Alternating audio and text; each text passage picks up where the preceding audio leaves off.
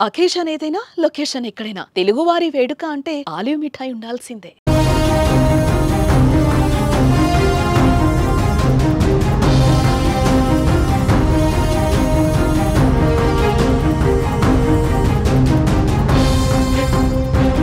పహల్గామ్ ఉగ్రదాడి అనంతరం పాక్ పై భారత్ కఠిన చర్యలు తీసుకుంటోంది. దాయేదిపై ఆంక్షలను విధిస్తోంది. సింధు నదీ జలాల ఒప్పందం అమలు నిలిపివేత, అటారీ వాఘా సరిహద్దు మూసివేతతో పాటు పాక్ పౌరులను భారత్ నుంచి గెంటేసింది. భారత్ పై తప్పుడు వార్తలు వండివార్చే పనికి మాలిన 16 యూట్యూబ్ ఛానల్స్ ను, ట్విట్టర్ అకౌంట్స్ ను నిలిపివేసింది. తాజాగా ఆ దేశానికి తిక్క కుదిర్చేలా వారి విమానాలు భారత్ గగనతలంపై ప్రయాణించకుండా నిర్ణయం తీసుకుంది. ఈ మేరకు సంబంధించిన నోటంను జారీ చేసింది. ఏప్రిల్ 30 నుంచి మే 23 వరకు ఈ నిర్ణయం అమల్లో ఉంది. దీంతో ఇతర దేశాలకు వెళ్లే పాక్ విమానాలు ఇకపై మన గగనతలం మీదుగా ప్రయాణించలేవు.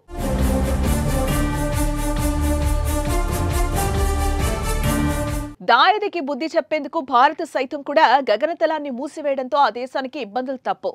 ప్రస్తుతం పాకిస్తాన్లో చికెన్ $798.89, కిలో బియ్యం $339, డజను గుడ్లు $332, లీటర్ పాలు $224. ఈ ధరలు చాలు పాకిస్తాన్ పరిస్థితి ప్రస్తుతం ఎలా ఉందో అర్థం చేసుకోవడానికి. ఆర్థిక సంక్షోభంతో ఆ దేశం ఇప్పటికే కొట్టుమిట్టాడుతోంది. ఆహార ధరలు భారీగా పెరిగాయి. ఇప్పటికే తీవ్రంగా కుదేలైన పాకిస్తాన్ ఆర్థిక వ్యవస్థతో భారత్ గగనతలం మూసివేయటం మరిన్ని కష్టాలను తెచ్చిపెట్టింది. ఆ దేశ విమానాలు కౌలాలంపూర్ సహా మలేషియాలోని ఇతర నగరాలు, సింగపూర్, థాయిలాండ్ వంటి ప్రాంతాలకు వెళ్లాలంటే ఇప్పుడు చైనా, శ్రీలంక గుండా దూర ప్రయాణం చేయాల్సి ఉంటుంది.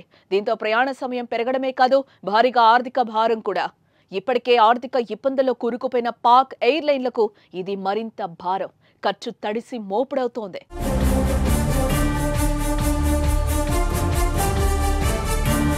అటు పాకిస్తాన్ కూడా మన విమానాల రాకపోకలపై నిషేధం విధించిన సంగతి తెలిసిందే. భారత్ ఆంక్షల అనంతరం పాక్ ఈ నిర్ణయం తీసుకుంది. అయితే అది కూడా పాక్ తీవ్ర నష్టమే. వారానికి సగటున 800 అంతర్జాతీయ విమానాలు పాక్ గగనతలం మీదుగా వెళ్తున్నాయి. ఈ మార్గం వాడిన ప్రతి విమానానికి పాక్ ఓవర్ ఫ్లైట్ ఫీజు వసూలు చేస్తోంది. దాదాపు రోజుకి $1.2 లక్షల ఆదాయం వస్తోంది. ఇప్పుడు ఆ మొత్తం పూర్తిగా కోల్పోయే పరిస్థితి వచ్చింది. ఈ నిర్ణయం వల్ల నష్టపోయేది భారత్ కంటే పాక్ గానే ఉన్నట్లుగా తెలుస్తోంది. 2019లో పుల్వామా ఉగ్రదాడి అనంతరం పరిణామాల నేపథ్యంలో దాదాపు 5 నెలల పాటు పాక్ తమ గగనతలంలో భారత విమానాలపై ఆంక్షలు విధించింది. దీంతో అప్పట్లో ఆ దేశం $100 మిలియన్ పైగా నష్టపోయినట్టు సమాచారం. ఇలా భారత్ జోలికొచ్చి అన్ని విధాలుగా పాక్ నష్టాన్ని చవి చూస్తోంది.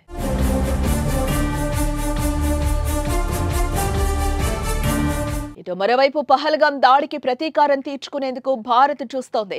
సీమాంతర ఉగ్రవాదాన్ని పెంచి పోషిస్తున్న పాకిస్తాన్ పై ఆంక్షలు విధించడమే కాదు, మరింత గట్టిగా బుద్ధి చెప్పేందుకు సర్వం సిద్ధం చేస్తోంది. ఉగ్రవాదాన్ని అంతం చేయడమే లక్ష్యంగా చర్యలు తీసుకునే అవకాశం కనిపిస్తోంది. ఈ నేపథ్యంలో ఒకవేళ యుద్ధం అనివార్యమై భారత్ దాడి చేస్తే మాత్రం పాక్ పని ఖతమే.